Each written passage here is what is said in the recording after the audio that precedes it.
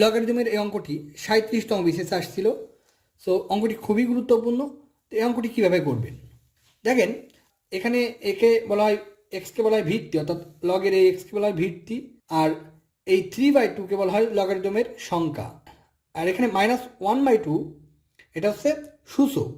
তো এই সূচকটা কিন্তু এক্সের উপরে নিয়ে আসতে হয়। যেমন আমরা, অর্থাৎ এটাকে আমরা এভাবে বলতে পারি, আমরা BZ যদি থাকে আর এই পাশে যদি ওয়াই থাকে, তাহলে আমরা কি করি, এই যে বির পরে ওয়াইকে নিয়ে আসতে পারি আর জেডটা এই পাশে চলে আসে।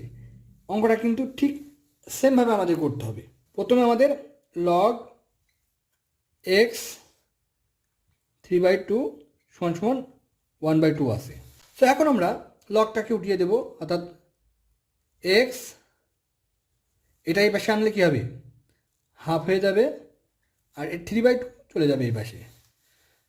যাওয়ার পরে আমরা এখানে -1/2 এটা তুলে দেব।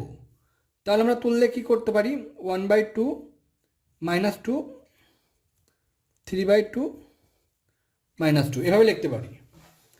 দেখেন, তারপরে এই যে মাইনাস আর মাইনাস প্লাস হয়ে যায়, আর 2 আর 2 কেটে গেলে 1 থাকে। আর এখানে কি হয়, আমরা যদি মাইনাসটাকে উঠাই দিই, অর্থাৎ 1 3/2 স্কোয়ার আসে। এরপর এক্সের পাওয়ার এক্সই থাকে, আর এখানে আসবে 3, এরপর স্কোয়ার করলে হয় 9, এটা করলে হয় 4। পরবর্তীতে আমরা যদি এটা উল্টাই দিই তাহলে কি 4/9। এটাই কিন্তু অ্যান্সার।